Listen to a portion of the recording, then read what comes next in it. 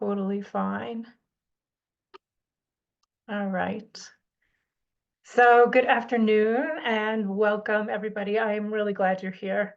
My name is Maya Larsgaard. I'm the training manager for the Institute for Innovative Family Programs, which is the training arm of Firstborn and More. And I'm really excited to introduce, I'm trying to let people in at the same time. Really excited to introduce all these speakers for the Home Visiting Symposium. So today's second speaker is Helen McDonald. She is the coordinator for the Collaborative Teachers Institute and also a toddler classroom teacher. Helen has both a BA and an MA in studio art, and she spent a summer in France studying plein air or outdoor painting.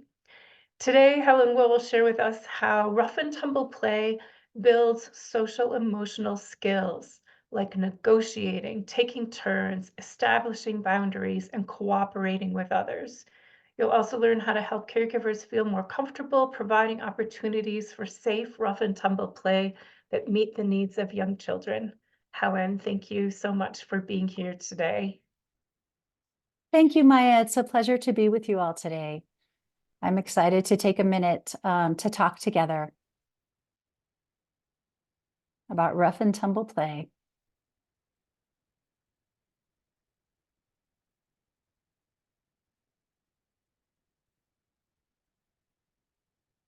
And, oops, excuse me.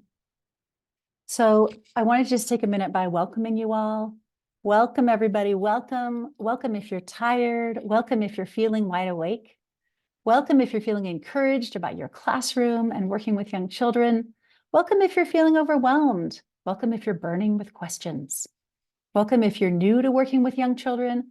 Welcome if you are a veteran practitioner in the field. Welcome, everybody, welcome. So today I really want to talk with you about how we foster skills in young children as individuals and in classroom communities of children for safe and joyful rough and tumble play, and how to meet children's natural appetites for connection, risk, adventure, and physical challenge. We're going to be looking at this through a social emotional lens, and primarily as it involves preschool age children, although I think it can be adapted in many ways on the lower and upper ends as well. So as Maya mentioned, my name is Helen McDonald, and I grew up in the 70s and 80s in a large family in a small town. I spent lots of time outside with animals and other children and trees. This is a picture of me on my sister's pony when I was 7. And those early years were really the foundation of my relationship to risky and adventurous play as a teacher today. I've been working with young children for over 16 years. I currently work in a center in Santa Fe as a toddler teacher. And I worked for many years as the director of a 5-star parent cooperative center in Santa Fe named La Casita Preschool.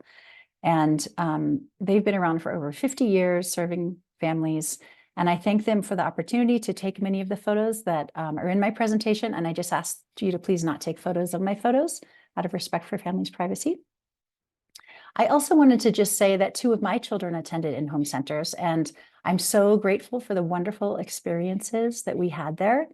I believe families deserve choices, and I know firsthand what a wonderful environment in-home providers can offer. And I just thank you all for serving children and families in New Mexico.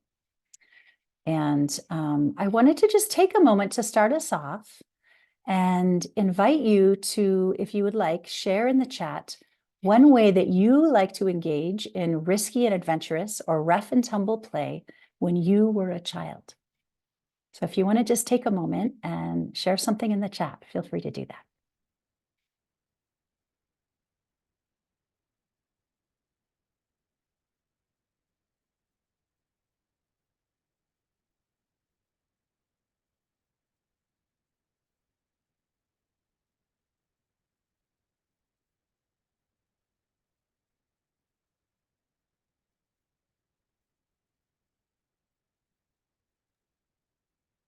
Oh, so I'm just going to read some of these out. Climbing trees and playing in the ditch, wrestling with my brothers. I said climbing trees too. That was a favorite, much to my mother's dismay. climbing on the roof of my top of my house. Oh my goodness. Those are so wonderful. Wrestling and climbing trees, those are some classics. And climbing tall things. That's really wonderful. Thank you guys so much for sharing. So I want to take a minute and just think about what rough and tumble play is and how we define that.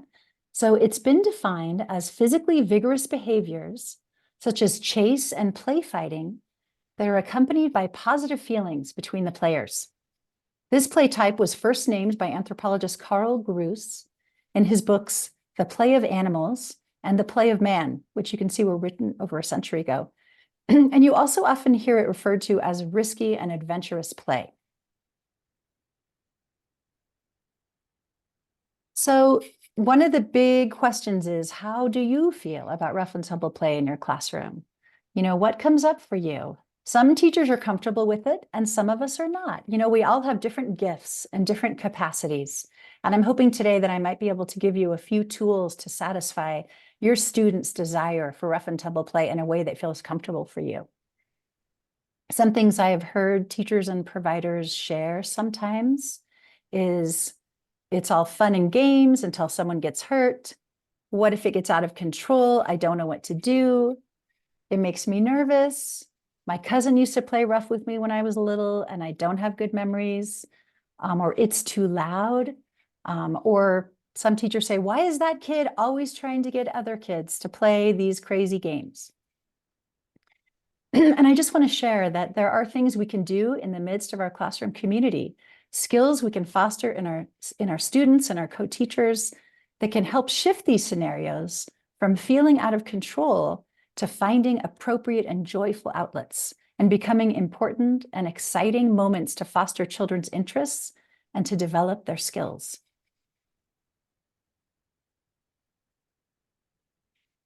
And one of the big building blocks of this work, I feel, is really practicing fostering an internal assessment of safety and risk in children. So, you know, one of the most important things we do with young children is keep them safe, right? It's something we all feel passionate about as caregivers. We all want to keep the children in our care safe, and we have ways that we talk to children about safety. This is really important because someday these same children will need to assess risks for themselves. It's really part of the work of growing up, isn't it? Is learning how to assess risk. And we have those external assessment of risk, which is usually mom or the caregiver. And then we have our developing internal sense of risk and safety. That is something that grows within the child throughout childhood and young adulthood, sometimes even beyond. And there are things that we can do to support its growth, even in very young children, like the preschool age children that so many of us work with and younger. And of course, there are times when children really need that external assessment of risk from adults, right? The classic example is don't run in the street, there's a car coming. And so one thing we want to think about is when we see a child in our classroom environment taking a new risk, the first step is we can check in with ourselves. How do I feel about what she's doing? Because we often react from an emotional state or how we're feeling. We can ask ourselves, how well do I know this child? Is this the very beginning of the year and I'm just getting to know the kids? Or is this a child who's been in my care for some time and I really have a sense of her skill set? We can ask ourselves, what does my intuition tell me about this situation? And then we can think about what language we can use to empower this child, and we can even share our assessment with the child. One example might be, I see that you are working on climbing that big rock. How is it going? Do you feel safe? And that piece of asking a child, do you feel safe, really invites them to check in with themselves.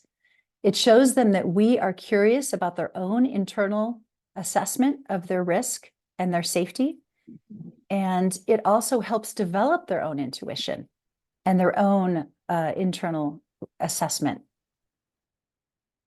Sometimes a child might say, I feel safe, but you as a caregiver still feel nervous. And that's okay to share too. I have said this many times to kids before, I hear that you feel safe. I'm noticing what a big rock that is. I'm going to stand right here, and I'm here if you need help. So we're both giving them the opportunity to take a risk, and we're doing something that helps us feel safer because we know that we have eyes on the situation. I had a daughter, my eldest, who big body was one of her languages, and she could climb a light post in a parking lot when she was 9 years old. And it just terrified me, but it taught me so much. And she's now a rock climber as an adult. She's 28 and she's a very gifted rock climber. But she ended up having a mama who was very nervous in the beginning about these kind of behaviors. And she taught me so much about how to embrace her love of physicality and her love of taking these kinds of risks. So I'm thankful for that. One of the pedagogies that really inspires me as an educator is the Reggio Emilia approach. And the educators in Reggio Emilia talk in this beautiful way about children being the protagonists of their own learning. Often when we think of the word protagonist, we think of a story, right? A novel or some kind of a story.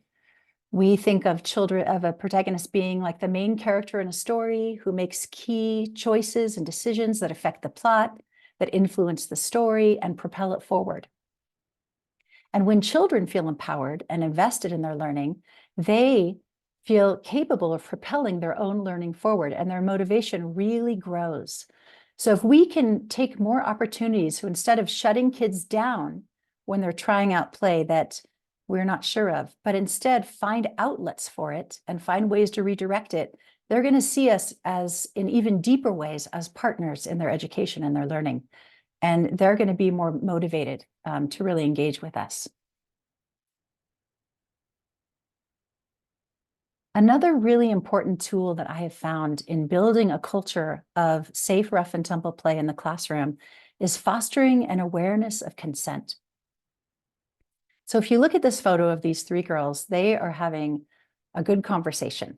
And the one in the middle is saying something. But if you look at the two on the side, you can see the child on the right is turned inward. She's listening intently. She's touching the one in the middle. And the one on the left is sort of pushing away a little bit. She's interested, she's engaged, but she's pushing away. She's kind of saying with her body, I don't really want to be that close right now, but I do want to play. And if you think about it, we as humans do this all day long. We're letting people know our boundaries with our body language constantly. And one tool we can really develop in young children is the ability to articulate this to the people around us. It helps children feel safer and feel more empowered to take risks and to assess their own internal sense of safety and risk. So there's one game that I really like to play with children in the beginning of the school year. At our morning meeting, I invite two kids to get up and to face each other. And I'm sorry, I could not for the life of me find a slide of this. And I invite them to take turns. I'll say to one child, how close do you like to stand to your friend? And she might step right forward so their noses are almost touching. And this is how close she likes to be to people. And then I'll thank her and I'll observe what I see. Wow, you like to be really close to friends you're playing with. And I'll ask her to step back. And then I'll ask the other child, how close do you like to stand to your friends? And she might actually step back, even though she loves playing with this friend and she loves engaging with this friend. She might have a different sense of personal space.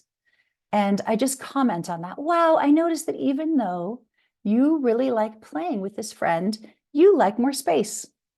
So giving kids language around personal space, giving them the permission to let friends know what's comfortable for them is a big piece I found in helping them feel comfortable taking risks.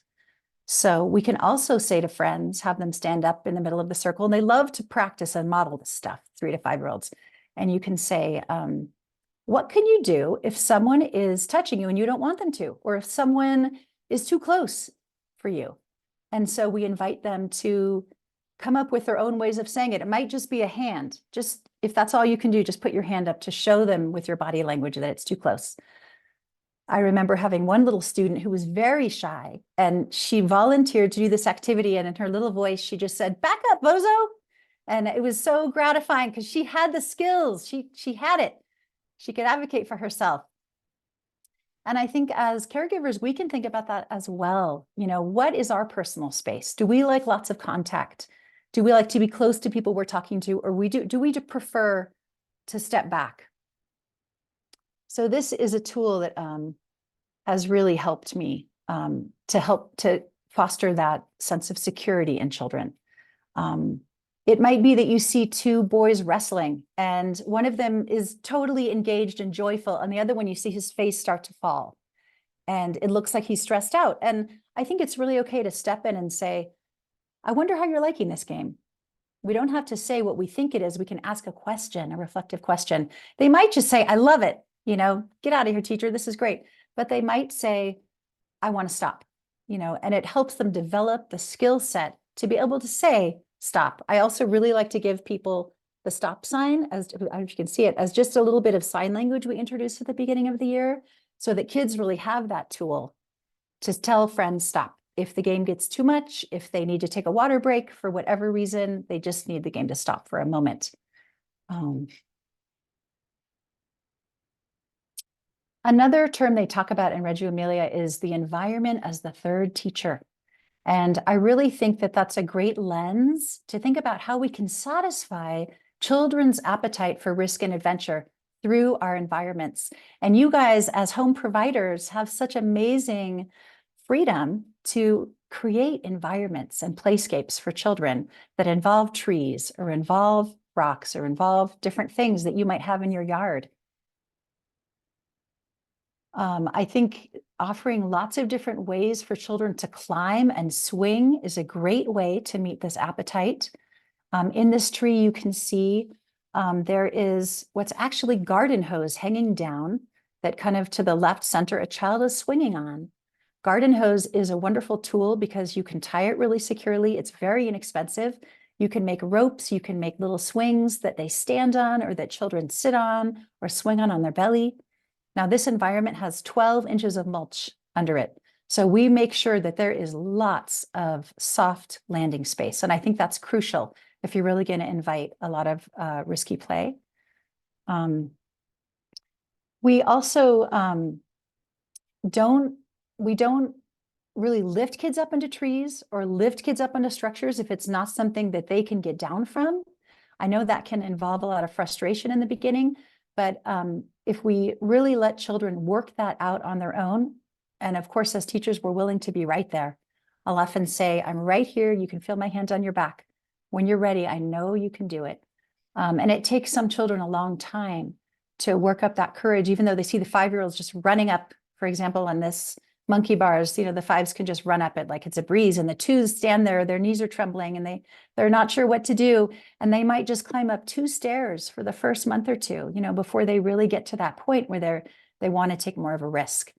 And we come over and watch them. We don't try to butt into children's play, but we do want to be there as support people.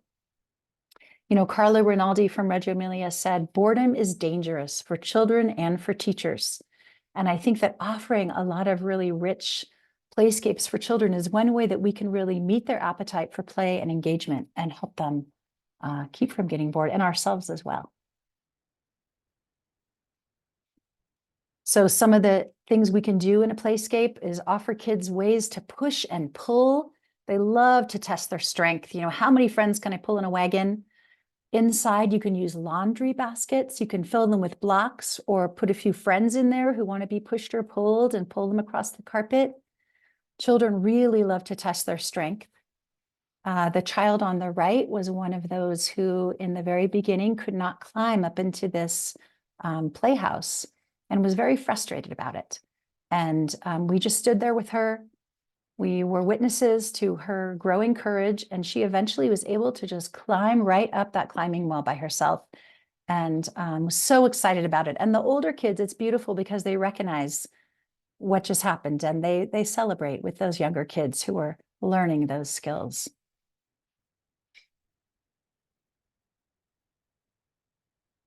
So another way to meet the appetite for different types of play with young children is with games. I'm a big game player on the playground and inside too. Games involve risk, they involve excitement, challenge, negotiation, And they teach all sorts of other school skills like following rules, being flexible when things don't turn out the way you want them to. They involve teamwork. They involve problem solving, regulating your feelings, being patient, or as we say, building your patience muscles, taking risks. And as your students grow and develop, you can invite them to come up with their own games and their own rules. I love to use the morning meeting we always start with outside time in the warmer months, and to use the morning meeting to really ask children, I saw you guys were playing a game in the yard that involved hula hoops. Tell us about this game. What is it called? How do you play? And the younger kids always get ideas from the older kids. The children love to share their ideas about the games they're playing. Other kids might offer suggestions about how it could be played differently, and it expands the literacy of the game within the classroom. And one of the tools that we found really helps with kids feel safe on the playground is over on the left here, there's a green square you can see, and this is the base. We had one year where there was some 2- and 3-year-olds who really wanted to play chase with the 5-year-olds, and you would see them playing chase. They'd be chased by the 5-year-olds, and their faces would be full of joy, and suddenly they would drop as they realized they didn't know how to stop the game. They couldn't get these guys from stopping chasing them, because it can be terrifying, right, to be chased, or it can be really exciting and wonderful and gratifying. So we talked together and we came up with this idea of a base. It used to be a piece of wood, and then we realized we could cover what's actually a crawl space cover with some AstroTurf. The children made signs in their own writing, and we stuck them up along the wall there. And I, for a few weeks, would play games with the kids. We'd play chase. We'd play the games they invented. We'd play different kinds of tag. And I would practice running to the base and reminding them that when you're on the base, no one can touch you. It's a safe place. So then everyone starts to develop this literacy of use with this base. And they start to realize that anyone can come here and, catch your breath, stop feeling overwhelmed, think about your strategies in the game. Whatever it is you need to do, you can jump on the base, no questions asked, and take a little break. And it's become a very important tool in games and big body play on the playground. And now I'm going to take a few minutes to just share with you some of the games that I have played with children over the years. Most of these were invented on the playground to meet a longing for different types of risky and adventurous play. And I'm sure that you guys all have lots of wonderful games too. I hope that these give you some ideas to help your play with children. So this is a game called What's the Time, Mr. Wolf? This was brought to us by a wonderful English teacher who was with us a few years before she moved back to England. And you can see on the left-hand slide that there's a teacher being the wolf. And the way this game is played, if you don't know, is the children stand in the back and in unison they chant, "What's the time, Mr. Wolf?" And Mr. Wolf might say, "It's 3 o'clock," which means everyone can take 3 steps towards the wolf, and they say it out loud. 1, 2, 3. There's lots of great skills built into this game. And then they ask him again, "What's the time, Mr. Wolf?" And he might say, "It's 4 o'clock." And I usually put a cap on 10 just because some of our youngers couldn't count higher than that. And they keep playing this game. At one point, the wolf is going to say, usually when the children get very close to the wolf, that it's dinner time. And then the wolf chases the kids and inevitably gets one. If it's a teacher, they usually tickle a little bit. If kids are playing with each other, we encourage just a light tag, because tickling can get tricky while you're running.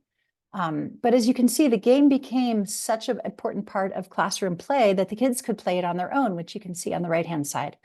They could just play it with the teacher there if they need help, but they love to just play it. They know the rules. It's a simple game, and they can play by themselves. This is another game that is very beloved. In this one, you really just need a group of children and some piece of fabric that can cover kids. So we were using a UNICEF flag from the dress ups here, but you could use, we love this piece of sparkly fabric. It could be used, really anything, a scarf, anything you have that can completely cover the child. So in this game, a teacher says, the teacher invites one child at a time to be the one who's going to have a turn. And that child comes up and whispers what animal they're going to be in the teacher's ear. And this is a great opportunity for children to imagine themselves as fierce, terrifying, powerful creatures. We get a lot of T-Rexes, a lot of tigers and lions. But of course, you could also be a bunny rabbit or a kitty cat. And that child comes and lays down in front of the teacher. She covers him with a magic blanket. And she says, Ryan is gone. In his place is a creature, and we're going to try to guess what it is. And sometimes if it's a whale, I might say, if this was really this creature, it would stretch from one end of the playground to the other. You can give some clues like that. And then you start just giving clues about the animal. If it's a tiger, it lives in parts of Asia. It has stripes on its body. And in a mixed age classroom, of course, you always get those 2-year-olds who everything is a bunny. But the older kids really become adept at learning about animals and guessing. And once the animal is guessed, the teacher takes off the magic blanket and that child bursts out fully embodied in this creature and sort of stalks around the playground, roaring or growling or meowing or whatever they are. And they love this game. So really, getting in touch with that risky play through the imagination is another wonderful way to embody it. This is another game that we invented, and I'm sure there are lots of good games involving cardboard boxes all over the world. This game we called Box, Who's in the Box? And all you need is a large box and some children interested in playing a game. And the way this game works is you have between 1 and 3 guessers, and the guessers go out in the hallway or behind a bush, depending on whether you're inside and out or outside, out of hearing range, basically. And then you pick 1 or 2 children from the classroom to go into the box, and then you close it. It needs to be a box you can close. And so they're pretty much in the dark. It takes some courage to play this game, but I found that children really love this game. And then the guessers come out and everyone says, they clap their hands and say, box, who's in the box? And the guessers can guess who they think is in the box. And it turns out that it's much easier to guess something additive, like who are the new friends in the room, versus to guess something subtractive, what's or who has been taken away. And it might take a while, and you can give clues. This is a friend who walks her dog to school every day. This is a friend whose older brother is also here. You can give them some clues. Eventually it's guessed, and the children burst out of the box, and then it's somebody else's turn. So this is a really fun game that children like to play as well. Another tool that we love to use on the playground is a plank. This red plank has been repainted many times by parents, and it used to be sort of balanced between 2 really large climbing structures that parents built at La Casita, I think in the 70s. They rotted, unfortunately. We had to get a new climbing structure, but the plank survived as a loose part on the playground. And children really love this tool. They can use it to make their play feel a little safer and easier. You can see the children on the top right are using it to get closer to the monkey bars. They could use it to make it riskier. The children up on the top left have set it at an angle on the monkey bar so they can slide down it. They can use it to find another way to get into the tree, such as the children on the bottom left with the rope who've started this game of walking up the plank using the rope. And it's also a really fun tool to move around the yard. The children on the right are carrying it around the yard to some new project, which takes, envisioning what the project is, finding a friend who will help you carry it. We really haven't had to establish many rules around the plank. It's heavy enough that it takes 2 kids to lift. And so it's usually not moved unless there's really a good idea of what we're going to do with it next.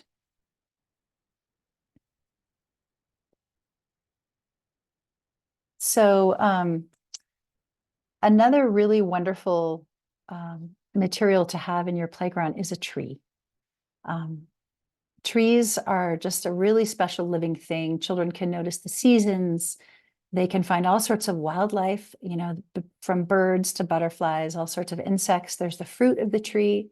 And there's also a wonderful risky and adventurous engagement with trees in terms of climbing trees. So again, I don't ever lift kids into trees, but getting up in this tree involves standing on the box there and then swinging your leg over the tree, over the first branch of the tree, and then climbing up. And we had one little girl, her sister had gone to the school for a few years, so she'd visited many, many times. She really wanted to climb the tree. She saw the 4 and 5-year-olds just basically run up the tree carefully, but with confidence. But it took her a really long time, and she would go stand there and ask a teacher to stand there with her. Some days she'd say, I feel brave, and she'd try to swing a leg over. Other days she just want to stand there and think about it, touch the bark, maybe sniff a leaf or a piece of fruit. And eventually she became someone who could climb up the tree. And, once you can climb a tree, it just opens your horizons. That one tree becomes a window for every tree that you meet. You assess it. Is this a tree I could climb? What's it like up there? What's it like in the branches of that tree? So it really changes the way you engage with the world around you. And I think that's a wonderful gift to offer children. This child on the left we're on a field trip, and she just shimmies right up this apple tree. It was pretty close to the ground. She felt so confident and so joyful. And we were so pleased to see her engagement with that. She had learned that she could climb trees and that it was something worth doing. Over on the right, you can see just these many different ways to engage in and around this tree. Again, there's the hoses for climbing or getting down.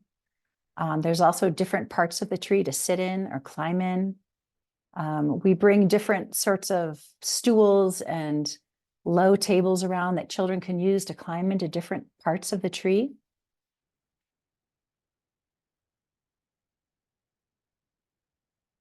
Another really wonderful way to engage in risky and adventurous play with young children is through obstacle courses.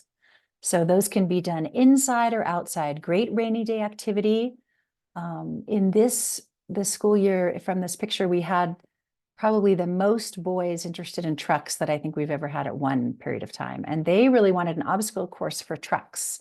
So they just started gathering materials around the playground and putting them together. And this involved, of course, a lot of negotiation. We had to make some ground rules. We had to ask them, does that feel safe?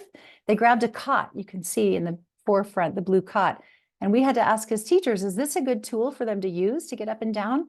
But we tested it out. It was solid, and they were passionate about using it, and they seemed to be using it with care and thoughtfulness. So we said, okay.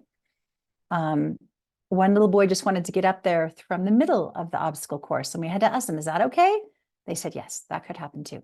So there's a lot of negotiation involved in setting up obstacle courses, and it's a great opportunity for kids to feel some sense of mastery that they've invented something and that other kids are listening to their instructions.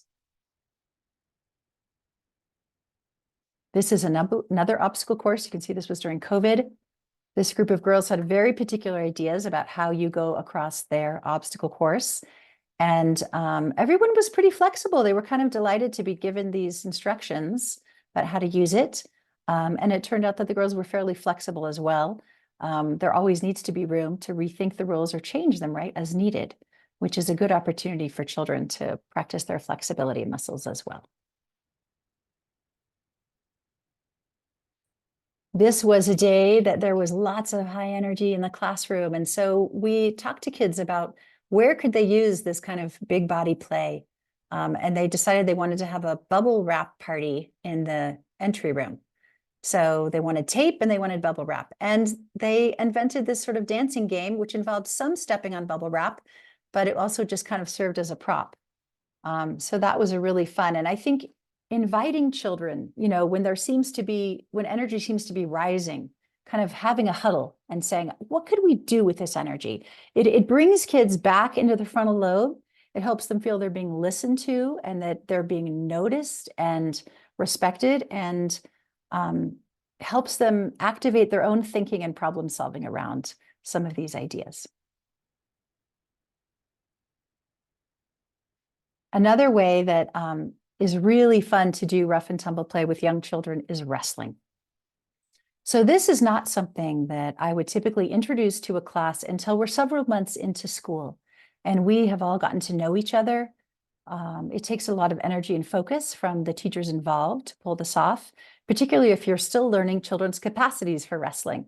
You know, it's a language. So how a child shows up in the classroom, just as parents say to us, wow, they're so different at home, you know, than they are at school. You might find they're really different on tumbling mat. So getting to know kids pretty well first, building an environment in which children are helping to support the rules and further thinking about safety is great to have in place before you introduce wrestling.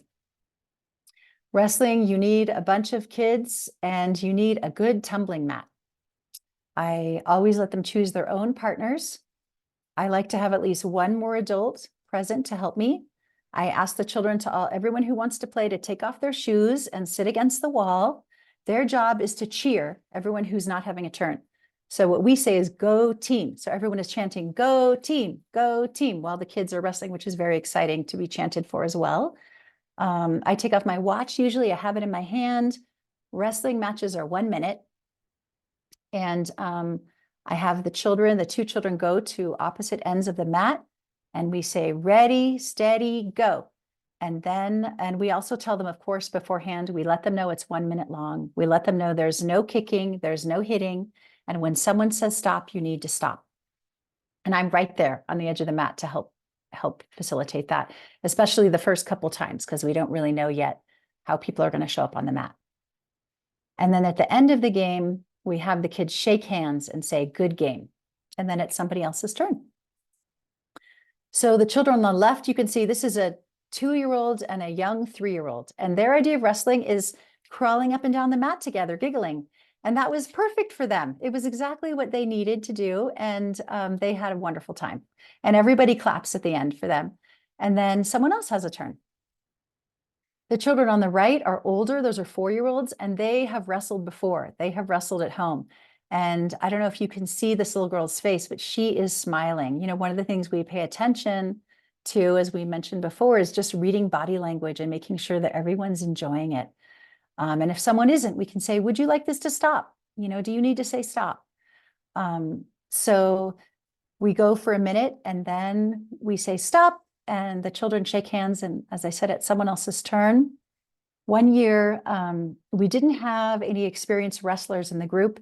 And I decided to let this little girl go first I always feel the first child to wrestle, it kind of sets a bit of a tone. And she chose her sister.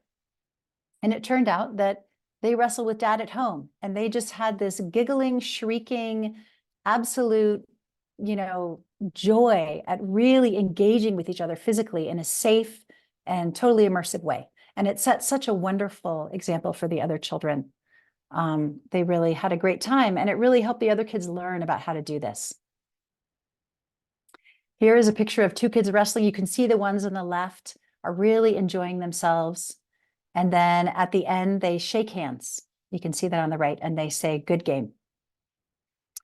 You can also invite parents in. I think when you're going to do wrestling, it's really good to educate your families about this. You can send them an article on wrestling, send them an article about rough and tumble play and how important it is for children. You know, it not only has this great socio-emotional toolkit just built in, but it really meets their need for physical engagement. It strengthens their muscles. It helps them become more aware of their own bodies and becoming more embodied in their day. So these are all wonderful tools that children can get out of wrestling.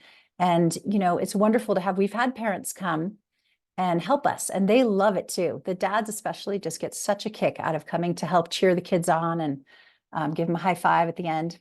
So that's really fun. So we want to keep asking ourselves the question, how do we know if these different types of rough and tumble play are successful?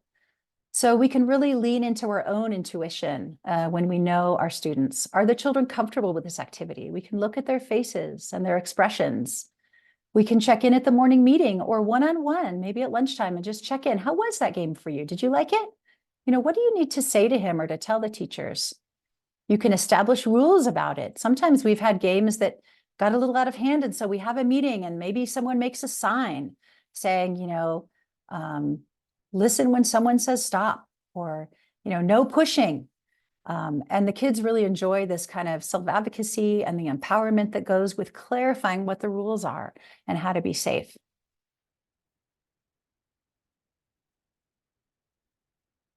Another really wonderful way to engage children's appetite for risk and adventure is to go on field trips. And I don't know if you guys do that, but I really encourage you to invite your families, invite your parents to come along, have a picnic.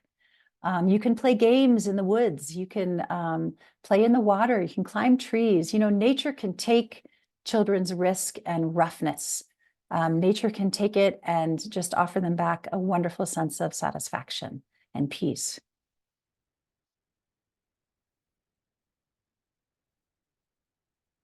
So some of the benefits of rough and tumble play are, as we said, children are wired for adventure. It's an important faculty for their learning, risk and challenge.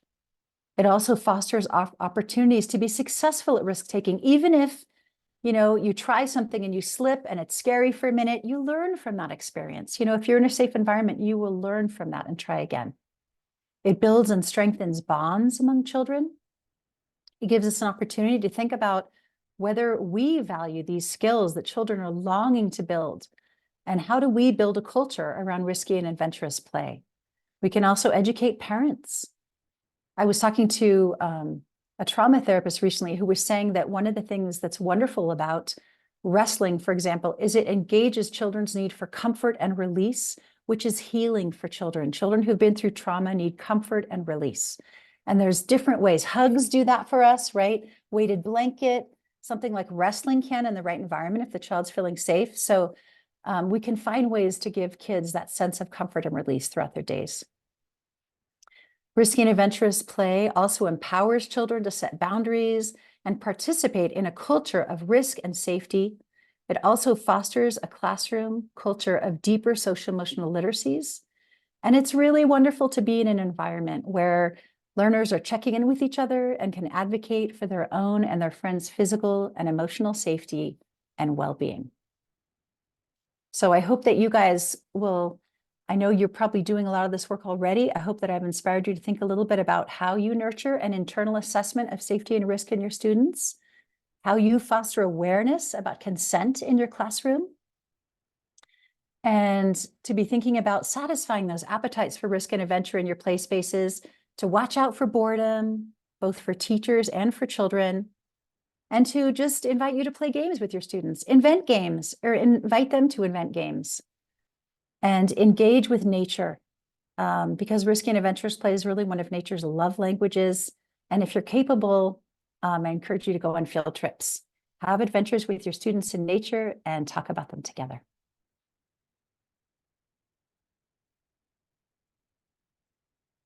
And that is the end. And I'm wondering, Maya, if we should just go out of share screen to Yes, talk. That sound absolutely. good?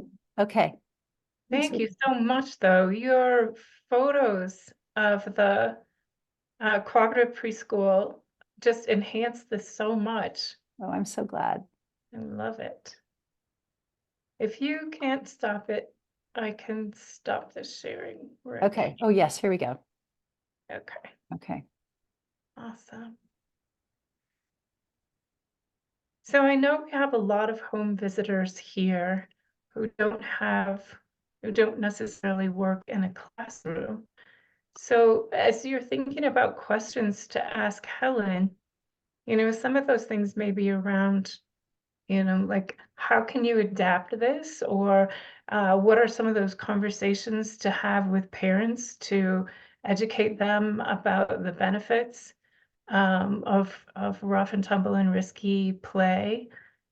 I don't know, put it into the chat or unmute yourself and let us know what you're thinking about.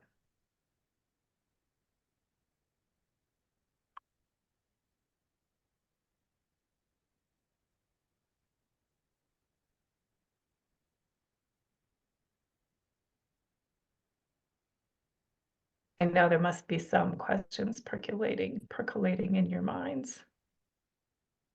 And you can put it into the chat in Spanish and we can translate too. Okay, so Giovanni says, some ways I've adapted is having some visits be in the park, or for group connections, making an obstacle course would be a fun idea. I love that. You're talking about meeting with your home visiting clients in the park, yes? Awesome. That's such a wonderful idea, Giovanni. That's great. It's just a natural invitation, isn't it, for children to engage physically?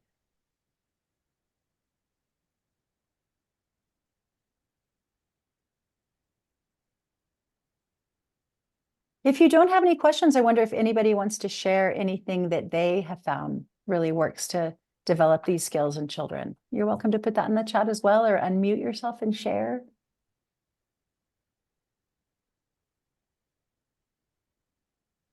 Tammy, go ahead.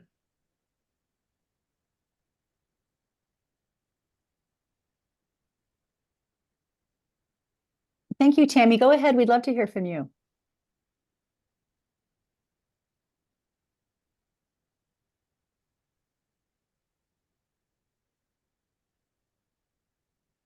Hope you're still muted, Tammy.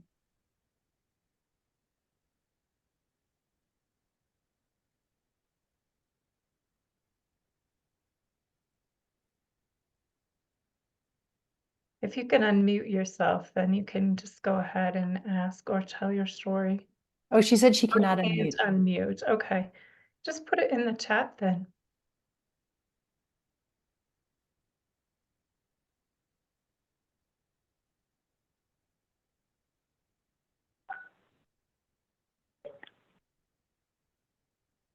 This is Karen Edwards. I'm a CASA, and I just wanted to say, especially for kids with disabilities, I know that sometimes they're maybe not as encouraged as strongly to engage in active and rough and tumble play, but I think it's extra important for gaining body confidence, and which kind of affects other areas of learning for kids to master control over their bodies.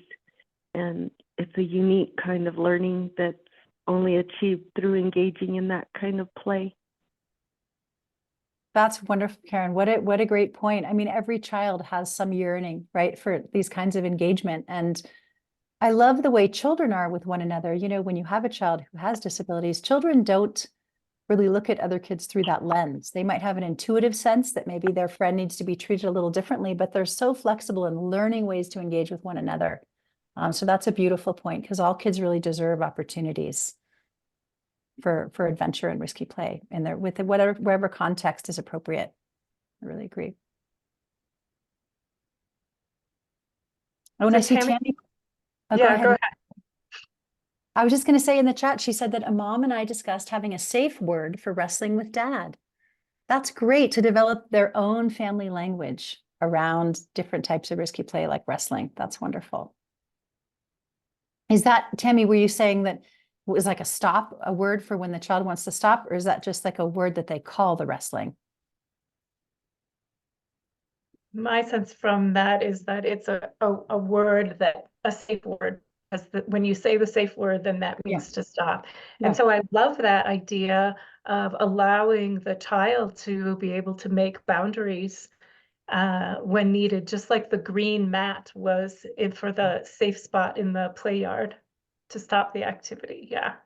That's really beautiful. And it helps the child feel safer and that they have more agency, that they can take risks because those around them are supporting them.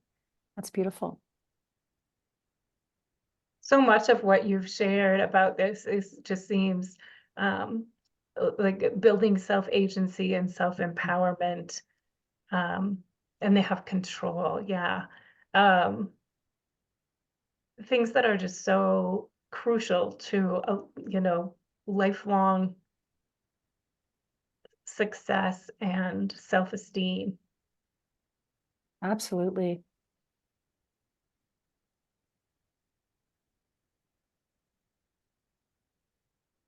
Nice. I think too that kids today tend to have anxiety, maybe a little more, experts say, than we used to see it. And when kids learn how to take adequate risk and be successful in those risks, it really helps reduce anxiety, just overall anxiety.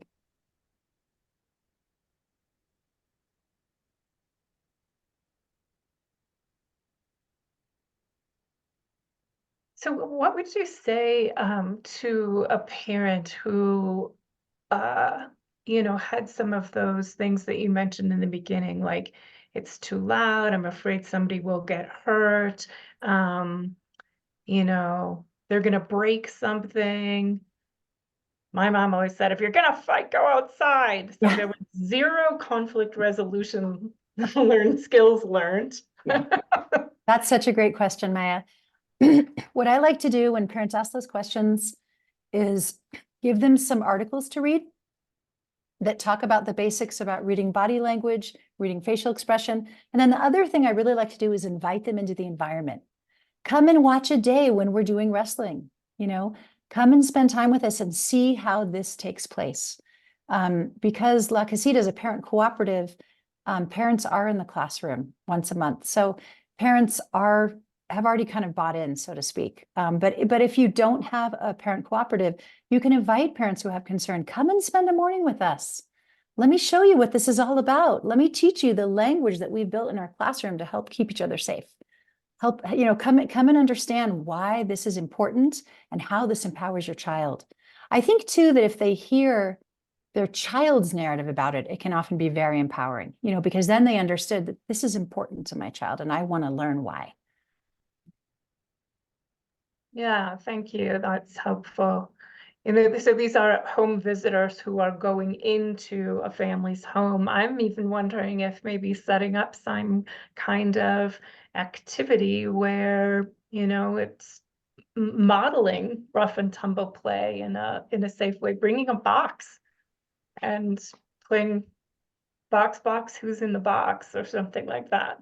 That's such a fun idea. Yeah. And if you guys are trying to just kind of enrich families' culture and give them tools like this, something like that's a great idea. Giving them a box, helping maybe, brainstorming with parents. How could we set up an obstacle course? Is there a place in your house that would be appropriate? Or maybe at the park or maybe in the backyard? What could we use? I mean, the neat thing about an obstacle course is you can use almost anything, as long as it's safe. So that could be really fun.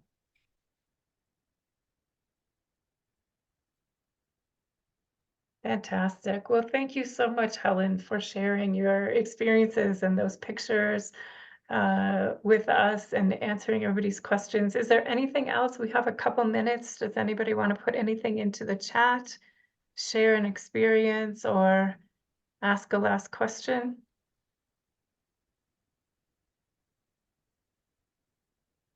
All right, then we will wrap up for today. Thank you again. We'll be here again at this Zoom link tomorrow for the last day of the symposium at noon and at 3 p.m. With two more really awesome presentations. So thank you everybody for your participation. And thank you so much, Helen, for this. This was great. Thank you so much for inviting me. Wonderful to be with you all. Best of luck with everything. Thank you. Bye, everybody.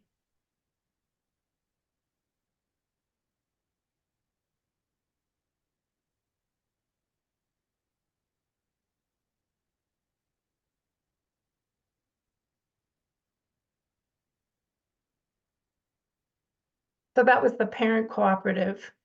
All the pictures were from the parent cooperative that you Most ran. of them. Is that still in existence? It is. It is. I've mentored the new director and she's doing it. Yeah.